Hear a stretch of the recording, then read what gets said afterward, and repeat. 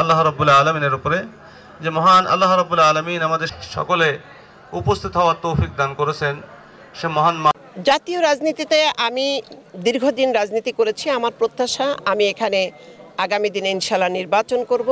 আমাকে একজন নারী হিসাবে নয়, আমাকে একজন মানুষ হিসাবে এই কুষ্টিয়া 2-এর যে মনোনয়ন সেটা আমি প্রত্যাশা করি আমি পাবো ইনশাল্লাহ।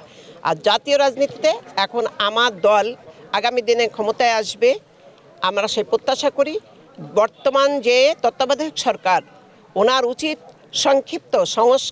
সংক্ষিপ্ত করে অতি দ্রুত একটি নির্বাচন আয়োজন করা। কারণ দেশের মধ্যে যে বিশৃঙ্খলা হচ্ছে, যে ষড়যন্ত্র হচ্ছে, তা থেকে জনগণকে রেহাই দেওয়ার একটি মাত্র পথ, সেটা হচ্ছে দ্রুত নির্বাচন, একটি অংশগ্রহণ এবং একটি সুন্দর সুষ্ঠু নির্বাচনের পরিবেশ তৈরি করা।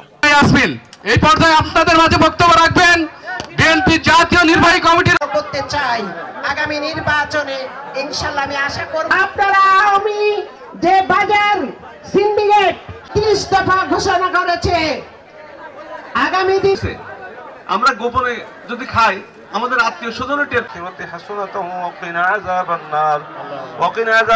দান করে দিন। আল্লাহ আমাদেরকে ইমানের উপরে কায়েম থেকে ইমান করে আপনি কবুল মাফ করে দিন। আল্লাহ আমাদের সকলের দোয়া কবুল করে দিন।